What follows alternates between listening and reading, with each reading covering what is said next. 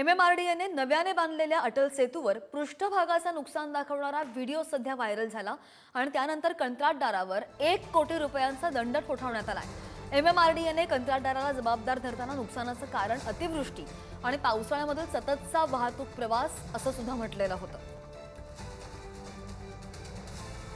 आणि या संदर्भात अधिक माहितीवर आमचे प्रतिनिधी सुशांत आपल्या सोबत आहेत। सुशांत, हा नव्यानेच बनवण्यात आला होता, अगदी काही महिने सुद्धा झालेले नसतील, मात्र हे खड्डे आणि कंत्राटदारावर सुद्धा प्रश्नचिन्ह उपस्थित केलं जात होतं। प्रशासनाने कारवाई केल्याचे दिसतंय।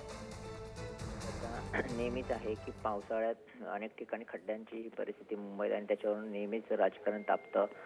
आरोप प्रत्यारोप होत असतात की रस्त्यांची दुरावस्था झालेली असते, खड्डे पडलेले असतात, अशा अनेक बातम्या असतात। मात्र आता सर्वात महत्त्वाचं म्हणजे MMRDAने कंत्राटदाराला जबाबदार धरताना नुकसानाची कारणं आणि अतिवृष्टी पावसाची सतत वाहतूक प्रवाह असल्याचे म्हटले आणि ती सुद्धा कुठच्या तर मुंबई ट्रान्स हार्बर लिंक आणि अधिकृत नाव जे नावाशिवाय शिवरी नावाशिवाय अटल सेतू ह्या ब्रिजवर, कारण सर्वात मोठा ब्रिज हा मानला जाणार, ज्याचं 12 जानेवारी 2024 रोजी पंतप्रधान नरेंद्र मोदी यांनी उद्घाटन केले आणि त्यासाठी 17,824 कोटी रुपये खर्च करून बांधलेल्या त्या 21.8 किलोमीटर लांबीच्या ह्या पुलावर सर्वात लांब सागरी पूल असलेल्या खड्डे पडलेले आहेत। मात्र ते 7.8 किलोमीटर भागाची जबाबदारी घेतली होती, जी कंत्राटदार टाटा प्रोजेक्ट्स आणि दायव जेऊ यांनी ही नवी मुंबईतील शिवाजीनगर ते मध्य समुद्रापर्यंतची जबाबदारी घेतली होती आणि आता त्यांना ह्या किलोमीटरच्या म्हणजे किलोमीटर 11, 15 आणि 16 इथे नवी मुंबईकडे जाणाऱ्या मार्गावर खड्डे आढळलेत आणि त्यासंबंधी त्यांना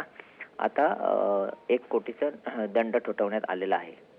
अगदी दखल तर घेतलेली आहे, मात्र हे रस्ते लवकरात लवकर सुरळीत व्हावे ही अपेक्षा। सुशांत, धन्यवाद दिलेल्या माहितीसाठी।